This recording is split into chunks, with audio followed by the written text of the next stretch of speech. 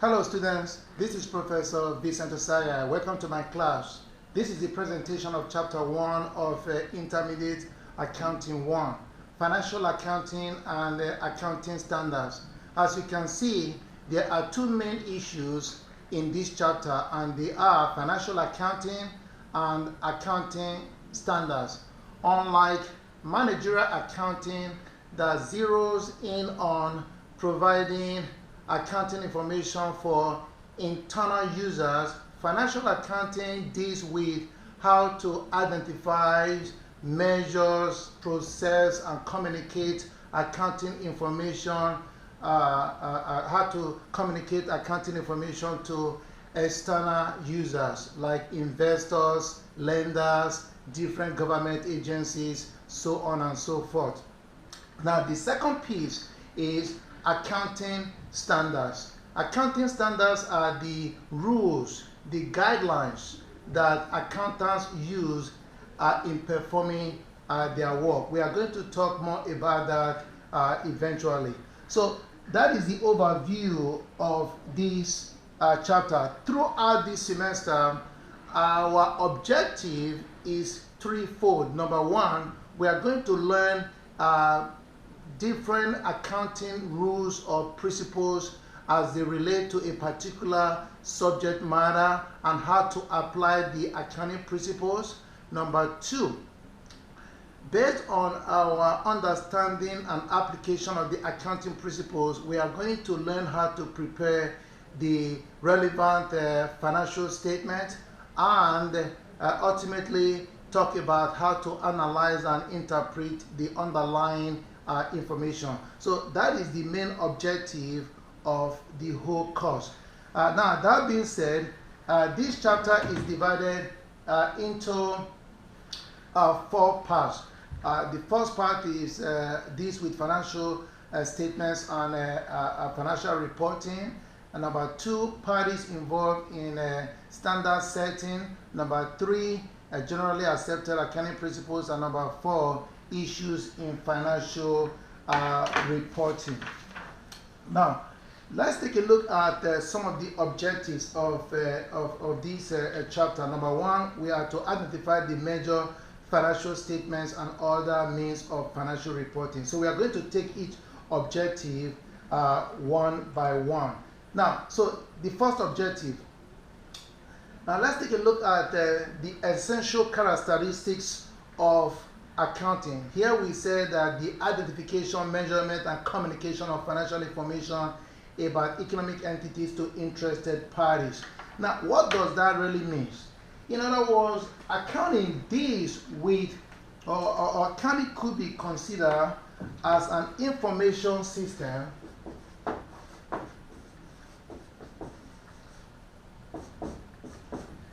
that identifies, measures, process, and communicate financial information about a particular organization or about a particular unit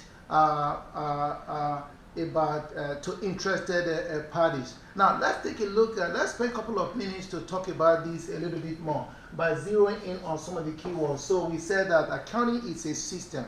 One of the definitions of a system is a combination of different pieces or combination of different components put together that make a meaningful whole. An example would be your automobile. If you take a look at an automobile, it consists of different parts put together to make a meaningful whole, and that meaningful whole is for it to take it from point A to point B. Same thing here. For accounting system, it is a system that consists of different pieces like accounting records, file cabinets, computers, hardware, software, calculators, so on and so forth. Think about a typical accounting department, including the human beings, the accountants in the typical accounting department. Everything in an accounting department would be considered a piece of the system. And that system is put in place for the purpose of what? Identifying, measuring, processing business activities, and ultimately communicating the underlying information to different interested parties. So that is basically essentially the summary of what we are talking about here. The most important thing I want to draw to your attention is the word information. A lot of people are not aware of the fact that the most important thing that accountants do is providing information to different constituency. So we are in the business of information, even though most of our information is communicated through a bunch of numbers. But that being said, it is very important that you keep that in mind. Now, moving along, let's take a look at how this works. Let's take a look at still talking about financial statements and reporting. Economic entity, what does that mean? What does that mean? Now, before we talk about that, let's take a look at reporting, okay? Now, you need to understand the difference between recording versus reporting. Here we are talking about reporting. Now, what comes to mind when we talk about recording? Recording deals with recording transactions in the journal, in the ledger, putting to the ledger, preparing trial balance, recording transactions in different subsidiary ledgers like accounts receivable subsidiary ledger, accounts payable subsidiary ledger, so on and so forth. So we record bunch of bunch of business transactions in accounting records. So that deals with recording. So ultimately, this data that we record in the accounting records are being summarized in form of our financial statement. So when we talk about reporting, that deals with financial statements and a little bit more. So here we are talking about economic entity. What is an economic entity? An economic entity is an organization or a unit in a society. For example, a hospital, a company, government, a city government or state government, so on and so forth. So here we are zeroing in on financial information as it pertains to a particular economic entity. Now, how does accounting come into place? So accounting, or the accounting system that we put in place, identifies, measures, and communicates financial information of this particular entity to different interested parties. Now, how do we communicate this information to different interested parties? We do that via preparing financial report, which we have a fancy name for it in accounting. We call it financial statements. So number one is the balance sheet. The balance sheet, the number two, income statement, statement of cash flow, statement of owners or stockholders' equity, no disclosures. Now, I want you to know here that each financial statement has a different story about the company. And even though they are interrelated, but they talk about different stories, or they take a look at the different insights or different information of a particular economic entity or a particular unit. So the balance sheet deals with the financial condition. In other words, the balance sheet, which is a report, talks about the financial condition of a company at a point in time, while the income statement talks about the performance or the profitability of a company within a period of time. The statement of cash flow zero in on cash inflows and cash flow outflows of the company, while the statements of stockholders' equity talks about the equity of the owner, and that is the third component of the balance sheet. Now, that being said, look at the last bit, note disclosures. That is very important. What is that? The note disclosures are so by the time you take a look at the typical set of financial statements, you have the balance sheet, income statement, statement of cash flows. Then after those financial statements, you have subsequent pages that gives you relatively detailed narrative descriptions of some of the numbers. And some of these numbers has to be disclosed. In other words, you have to explain a little bit more about some of these numbers. And in other words, there are certain things behind these numbers that the numbers cannot actually reveal. So GAAP, or generally accepted accounting principles, require us to have what you call note disclosure, more or less like a footnote. So these note disclosures are an integral part of the financial statements. Now, so in addition to the financial statements and the note disclosures, a company or an economic unit or entity also provide additional information about the company via other means. For example, the president letter, prospectus, reports filed with governmental agencies, new releases, forecasts, so on and so forth. Moving along, quick question for you. What is the purpose of information presented in notes to the financial statements? The answer, D, to provide disclosure required by GAAP. Let's take a look at objective 2. How accounting assists in efficient use of scarce resources. What does that mean? So here we are talking about accounting capital allocation. Now, like the slide said here, resources are limited. In other words, no one or no individual or business have unlimited resources. So resources are limited. So therefore, it is very wise that we put these resources or that we use these resources wisely. So efficient use of resources often determines whether a business thrives or not. Now, let's take a look at the 3 things we have here. Number 1, financial reporting. Like we said earlier, financial information help us to make different business decisions or wise decisions. Okay. Now, the financial information of a company provide the users with information to help them determine how to allocate their resources. Now, let's take a look. The question is, who are the users? The users are primarily investors and creditors, and they use this decision of information to decide whether to invest or not to invest, whether to lend or not to lend to the company. Now, that being said, let's take a look at the 3rd piece, capital allocation.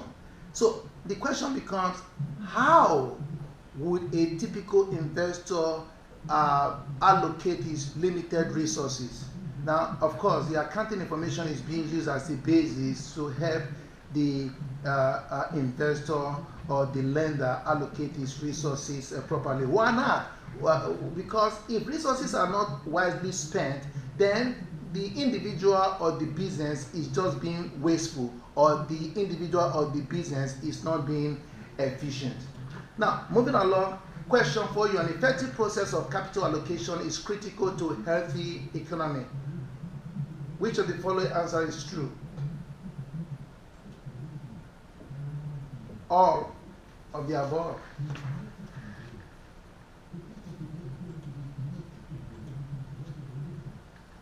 Now, let's take a look at the 3rd objective. That is, we are going to identify the objective of financial reporting. Now, what are the main objectives of financial reporting? Again, remember we talked about reporting this week, providing valuable information to different interested parties. Now, the main objective is to provide financial information about the reporting entity, about the economic entity, the organization, the particular unit that is useful to present and potential equity investors. So the most important thing I want to draw your attention to here is the word information. Remember, accountants are in the business of providing information to different parties. And this information has to be useful to present and potential equity investors. Who are equity investors? Those are investors that buy a company's equity securities. What is an equity security? An example of that is common stock.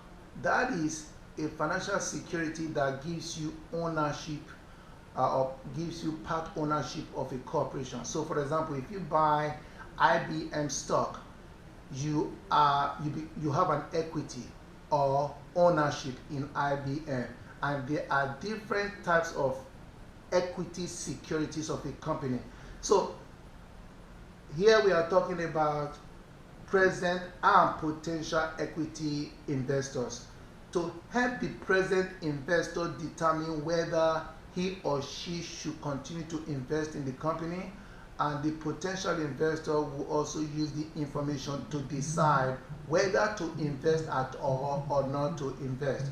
So the main objective is to provide information about the reporting entities that is useful to present and potential equity investors, lenders, and other creditors. Now we talk about equity investors. Now how about if you buy a stock from bond from IBM instead of common stock? You are not an equity investor, because if you buy a bond, you are a creditor to IBM, you are a lender.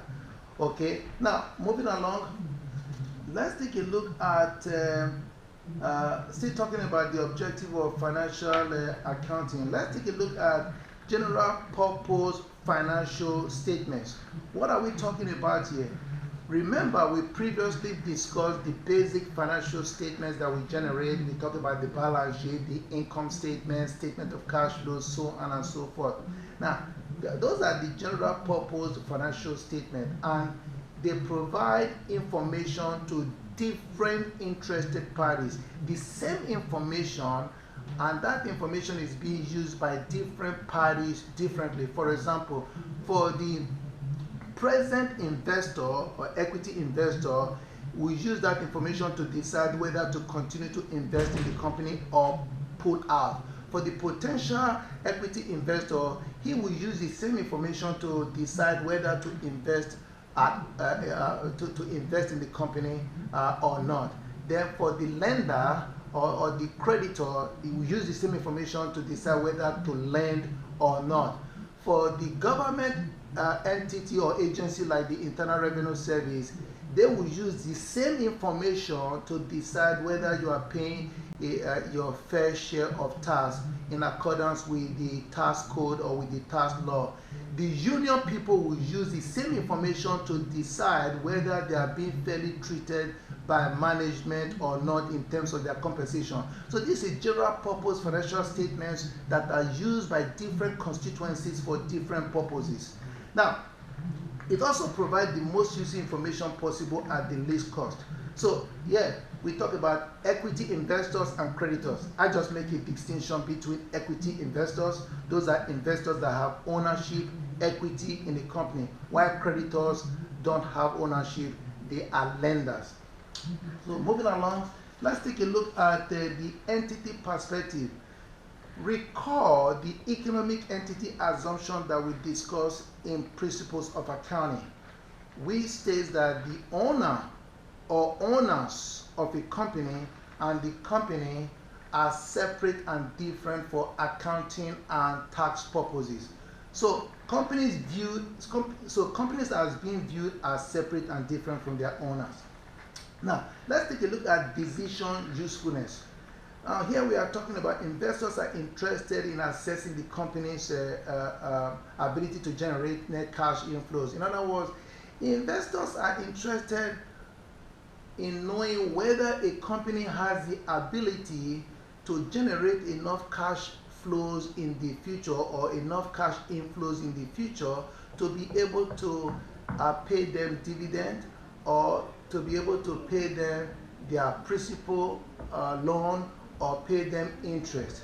Now, and they also want to know whether the management has the ability to protect and enhance the resources or the capital that they invested in the company.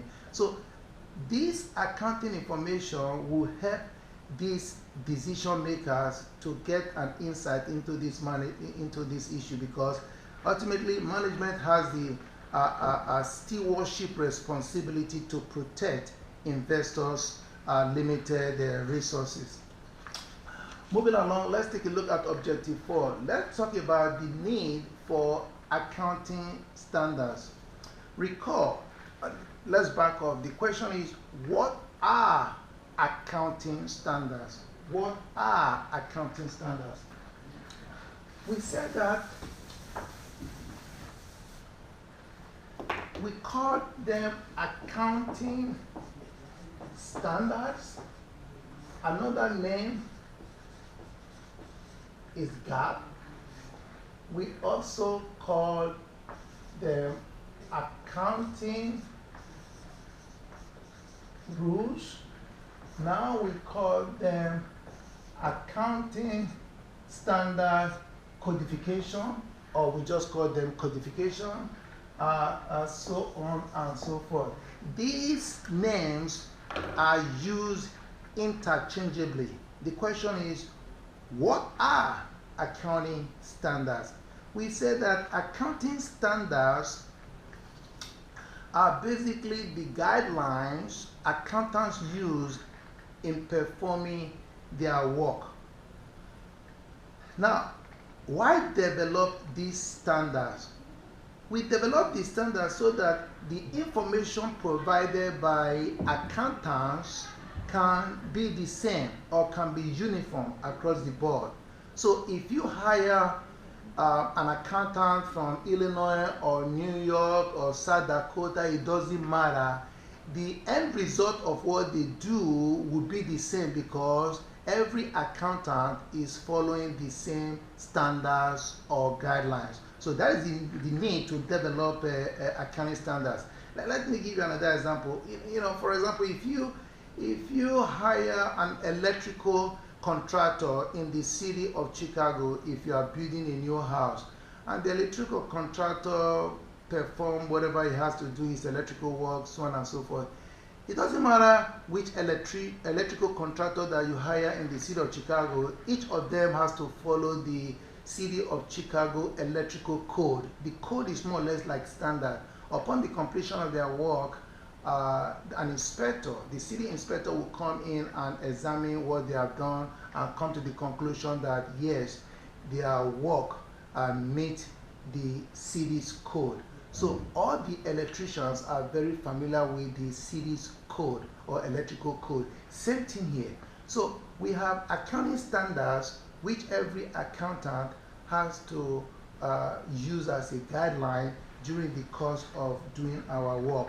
So now, as we said, we have various users, and these various users need accounting information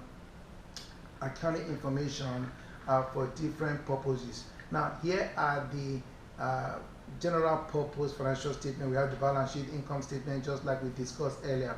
Now, we prepared this financial statement using the accounting standards, also called generally accepted accounting principles. Now, let's take a look at the fifth objective. We are going to identify the major policy setting bodies and their role in the standard setting process.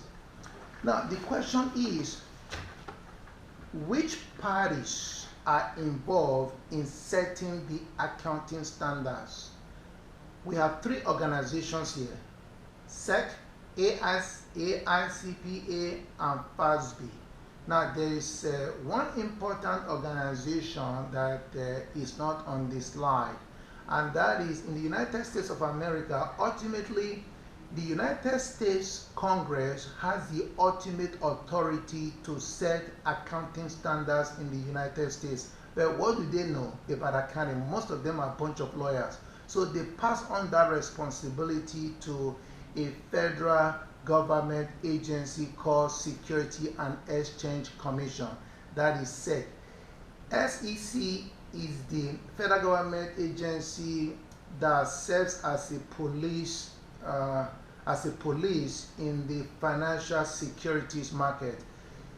They are the watchdog. They make sure that everybody is playing by the rules in the financial arena in the United States.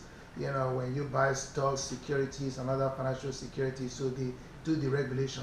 So the responsibility is on them. And guess what? They do know a whole lot about accounting, but they said they don't want to be bothered. So they pass on the responsibility to a non-for-profit agency, and that is FASB.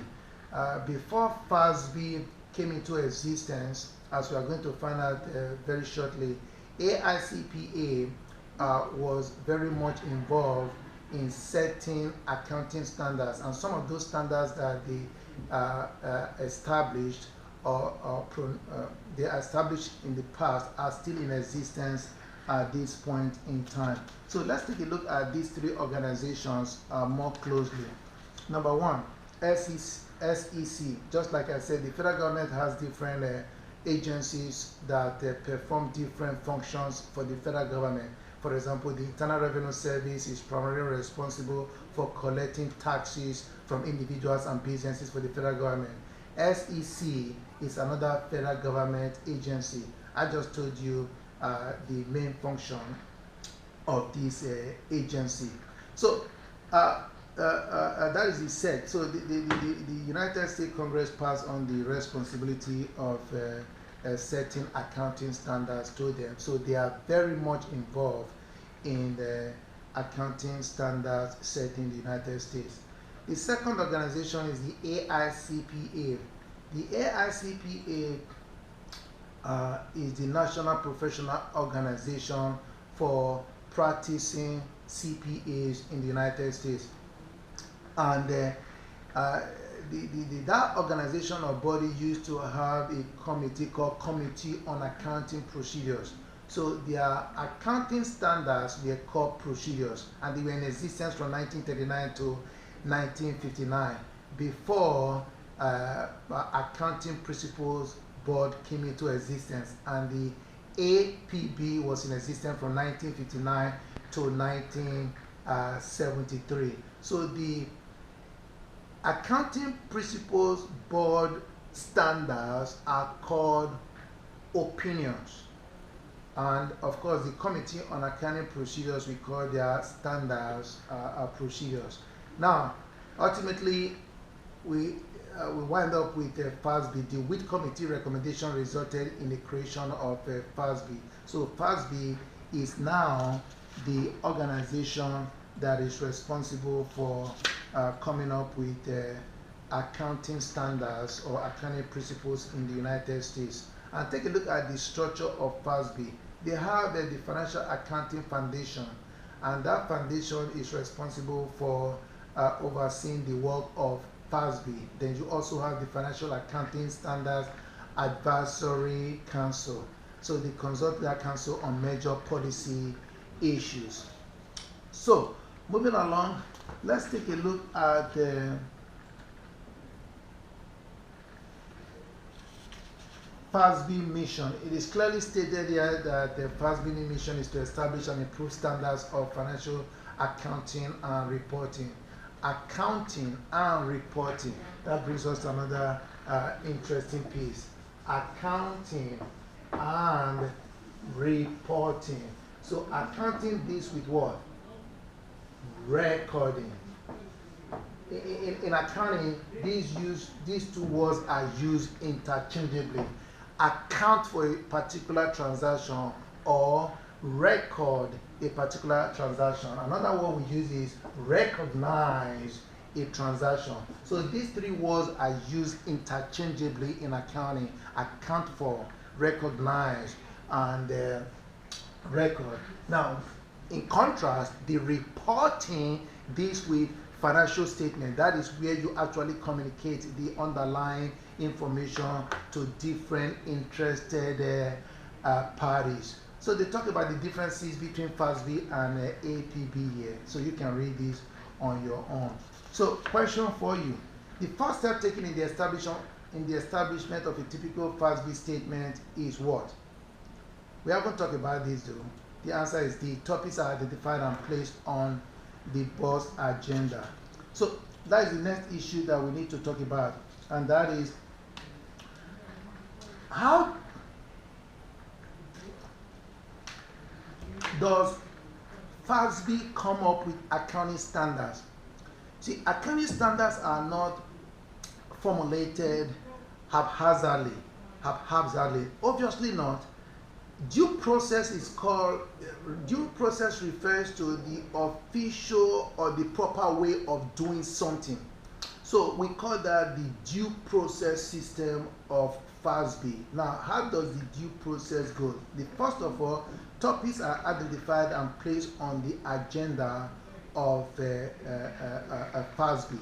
Now, the second thing that they do is they do a lot of research and analysis and weigh the pros and cons of the proposed standard. Then they give the public an opportunity to have an input into the proposed standard.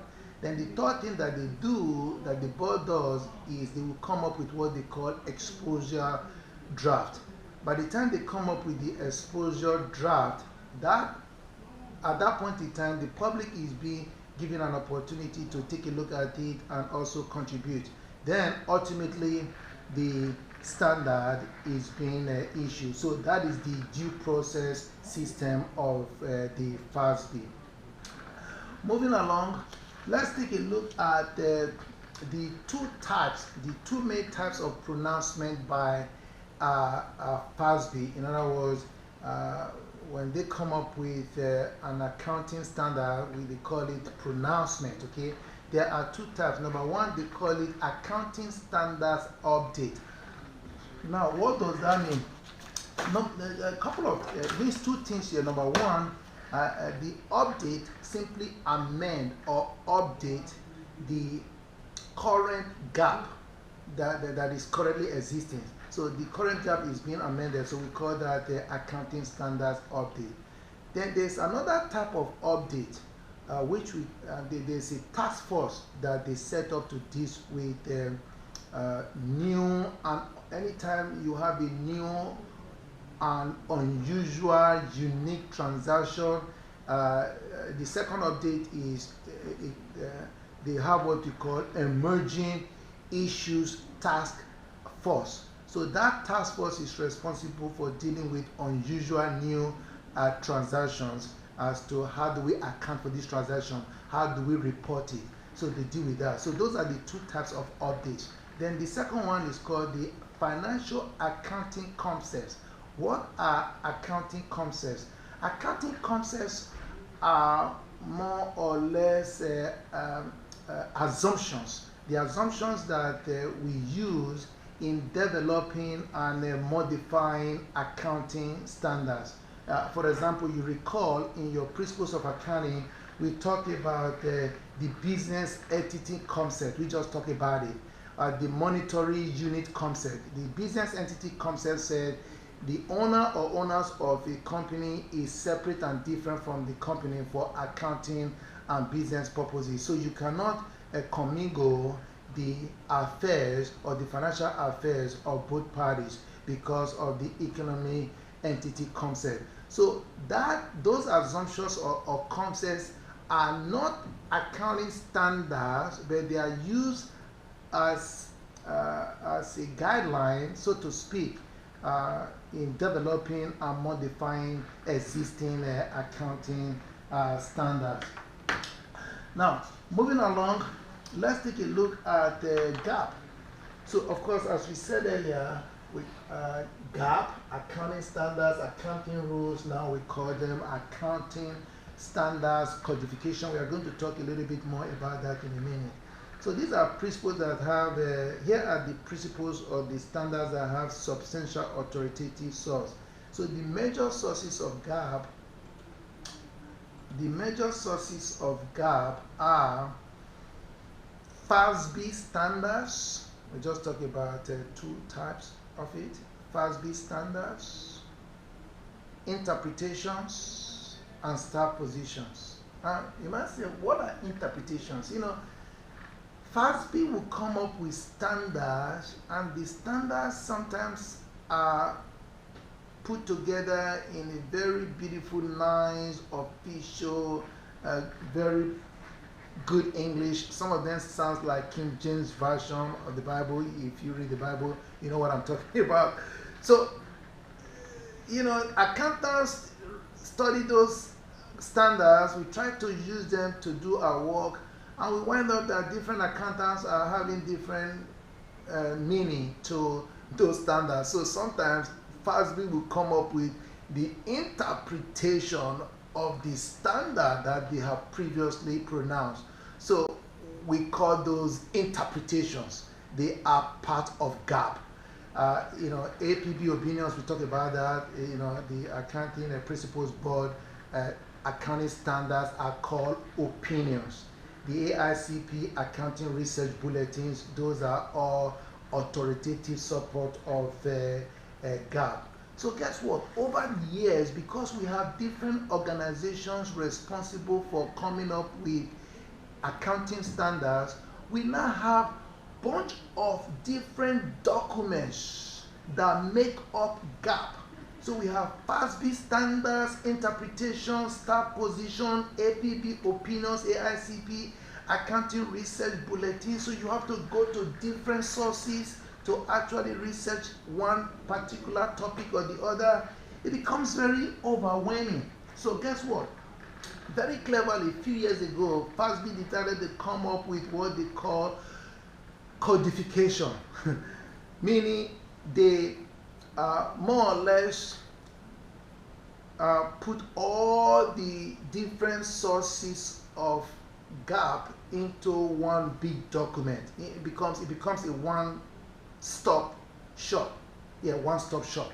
So that is what we call codification, and it is now online.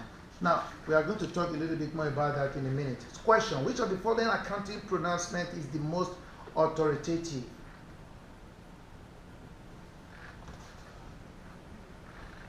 Among the four listed, C, AICP Accounting Principle Board opinion.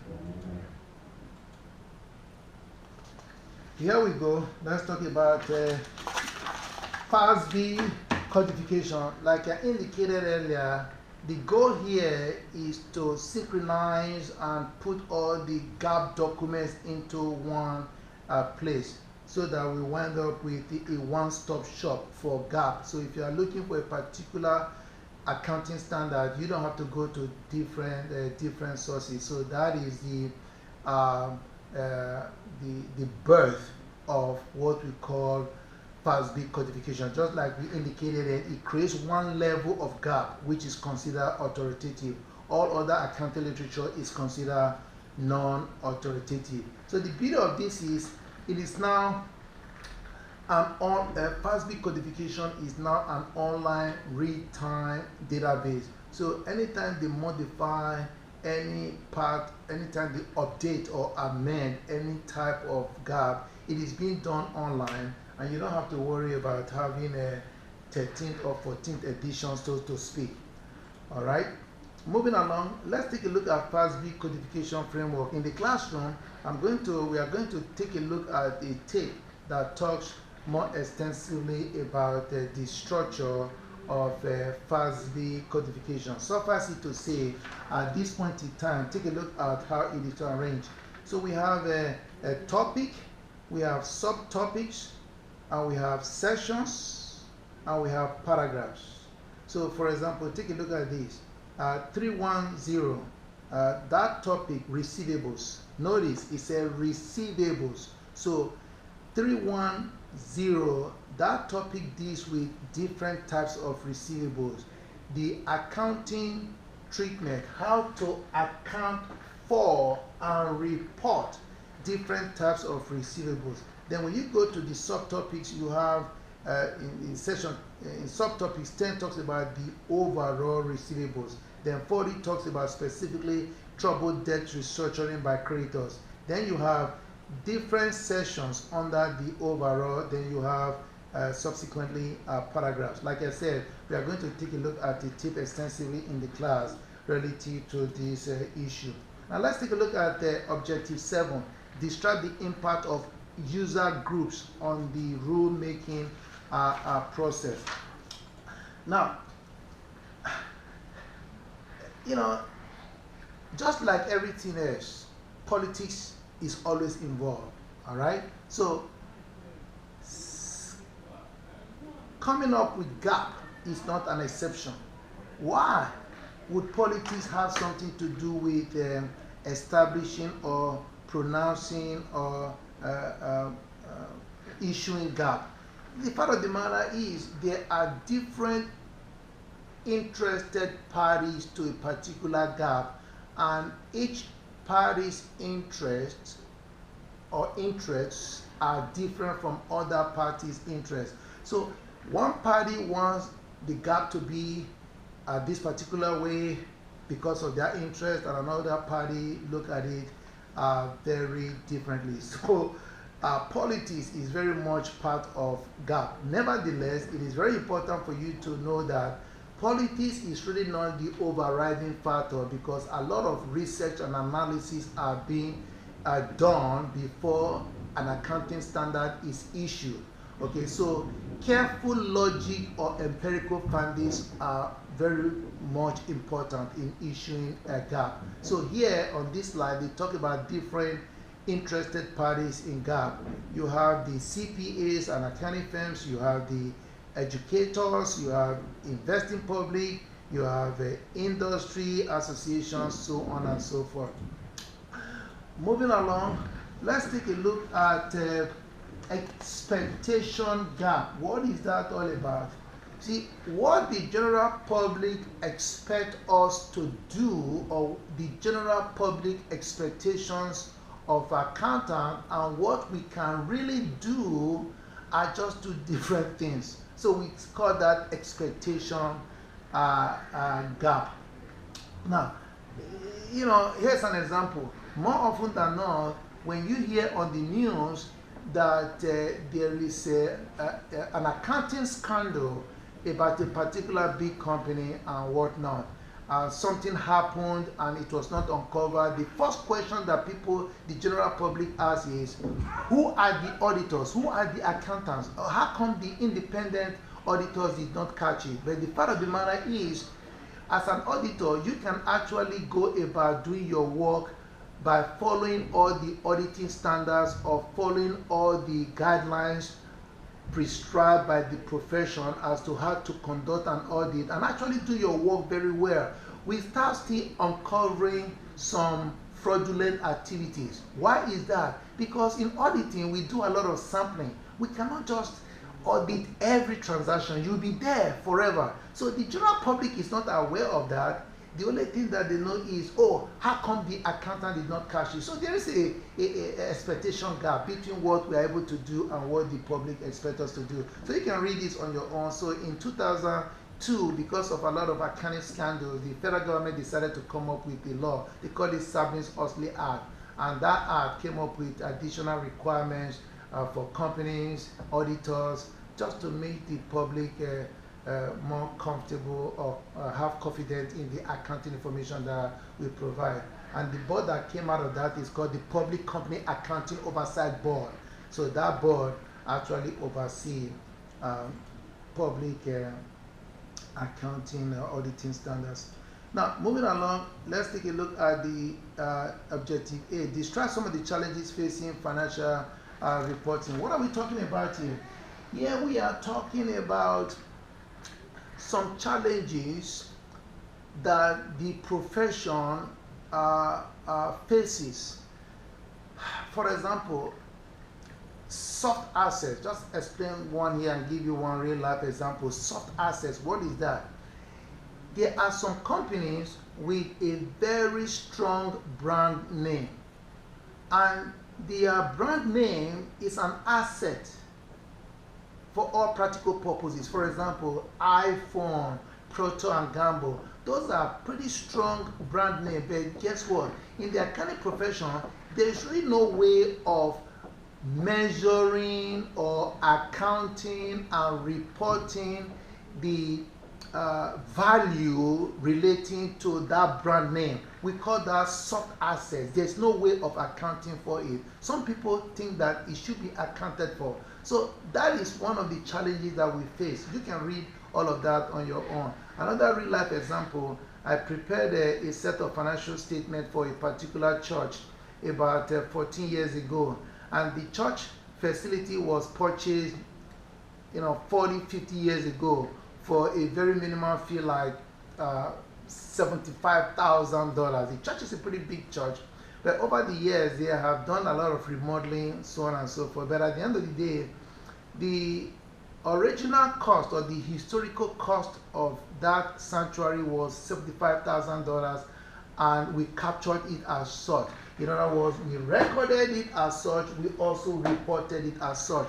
That $75,000 was the original cost. Of course, with improvement, blah, blah, blah, we also have all those captured.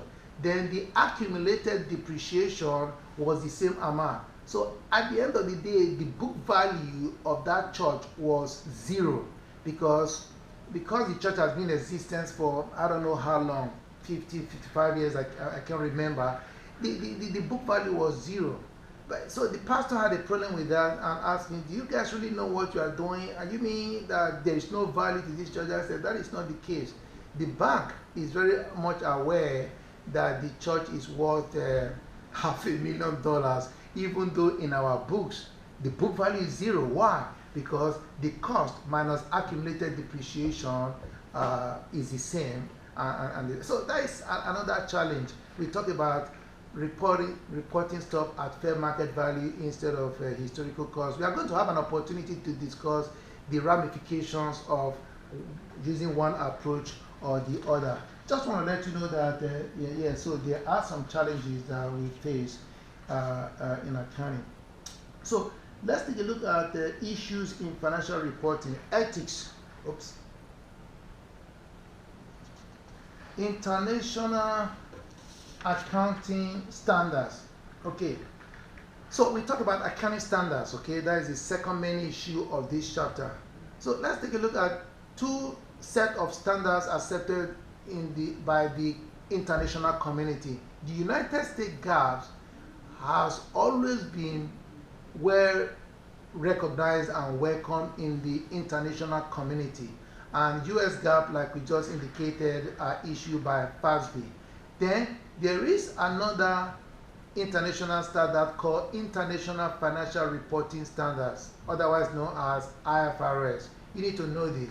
And the GAAP are issued by International Accounting Standard Board. So International Accounting Standard Board issue IFRS, while United States GAAP are issued by United States FASB. At this point in time, more than 120 countries have adopted IFRS, and the pressure has been on the United States over the last 10 years to adopt IFRS. But not wanting to get into that, it has been a challenge because our GAAP is different from the International Financial Reporting Standard, and right now we are trying to converge instead of adopting. But we are going to have a little bit more time to talk about that in more details. So let's take a look at the last objective: understand issues related to ethics and financial accounting. Ethics in the environment of financial accounting. In accounting, it is not unusual for us to come up or be in a state of dilemma and relating to ethical issues. Now, GAAP unfortunately does not really provide a clear-cut answer to some of these situations. So at the end of the day, accountants are being encouraged to do the right thing. So I really encourage you, when you find yourself in those kind of situations, do the right thing, because if you don't and you are being caught because you are stretching the numbers here and there, more often than not, if you are caught, the price you pay is really not worth it. So moving along, let's take a look at the last piece here. So we said that the International Standard Setting Organization, we talked about the IASB, issues IFRS. A quick question relative to this issue.